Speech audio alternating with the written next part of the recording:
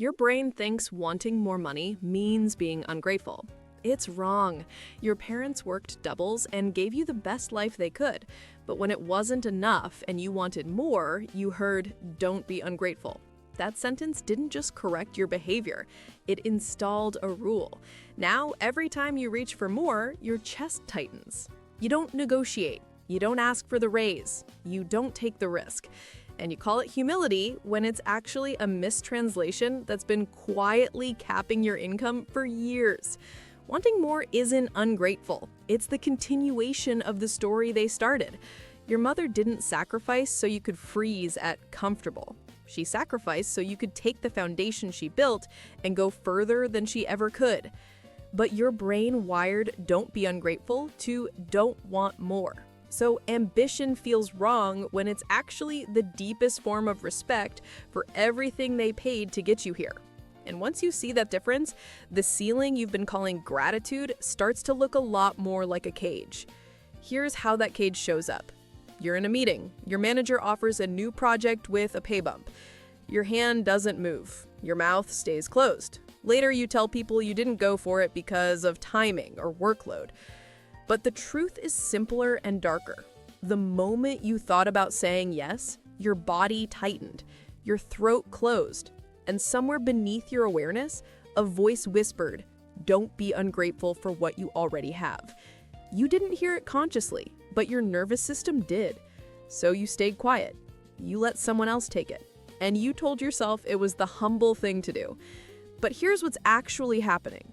Every time an opportunity appears that would move you past comfortable, your brain runs a threat check. And the threat isn't failure. It isn't even imposter syndrome.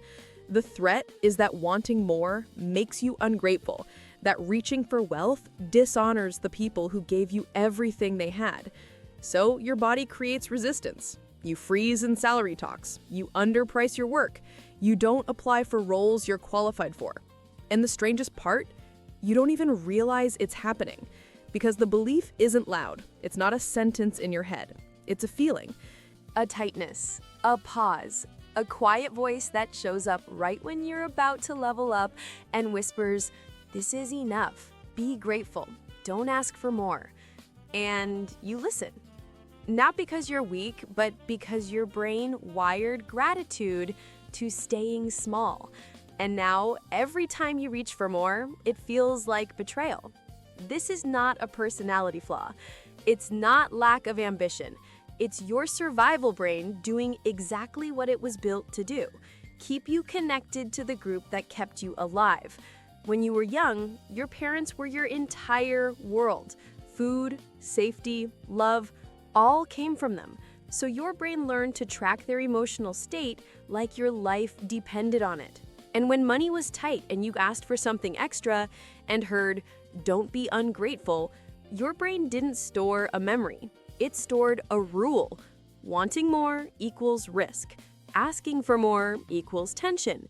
And tension with your caregivers equals danger. So your nervous system built a wire, an automatic response that fires every time you're about to want something beyond what you were given. And that wire is still active. It doesn't matter that you're grown. It doesn't matter that you pay your own bills. Your subconscious is still running the same program it installed when you were 7, sitting at the dinner table, being told to appreciate what's in front of you. Here's where it gets darker. That program didn't just teach you gratitude. It taught you your worth is tied to not asking for too much. That being good means being low maintenance. That love is conditional on staying within the limits of what your family could afford. So now, when you imagine doubling your income, starting a business, or negotiating a higher salary, your brain doesn't see possibility. It sees danger.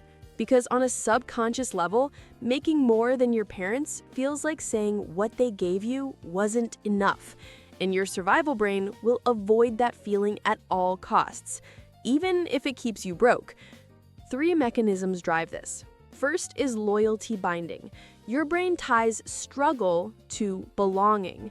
A part of you believes staying near your parents' income keeps you emotionally close to them. So opportunities that raise your earning level feel like stepping away from your roots. And your nervous system stops you with feelings, not logic. A tight chest, a whisper, "Who do you think you are?" You stay loyal to struggle because your brain wired struggle to love. Second is gratitude displacement. Your brain confuses being thankful for what you were given with not wanting more than you were given. You love your parents, You respect their grind, but your subconscious took that gratitude and turned it into a ceiling. It decided that wanting more cancels out appreciation. So when you imagine wealth, your brain fires guilt, and guilt kills momentum. You stop reaching, you stop asking, you stop building. Third is identity loyalty. You built your sense of self around being the kid who didn't need much, the one who made things easy, the one who didn't take up space. That identity kept you safe. It made you loved. But now, it limits you. Every time you want more, your brain sees it as a threat to who you believe you are, and it will sacrifice your income to protect your identity every single time. But here's where everything shifts. When you see these mechanisms, they start losing power. Your brain can't run an unconscious program once it becomes conscious. The wire is still there, but now you can see it for what it is: outdated protection. And with awareness comes space. Space to act. Space to choose. Your mother didn't work doubles so you could freeze at comfortable. She worked so you could build on what she gave you. Wanting more doesn't erase her sacrifice. It completes it. And once that lands, the resistance starts to dissolve. Not instantly, but slowly. Because now when your chest tightens, you know why. You see the loyalty binding. You see the gratitude displacement. You see the identity trap. And instead of shrinking, you notice. And noticing breaks the loop. Each new choice builds a new wire. A wire where wanting more feels safe, where ambition feels allowed. But here's the question your survival brain has been protecting you from.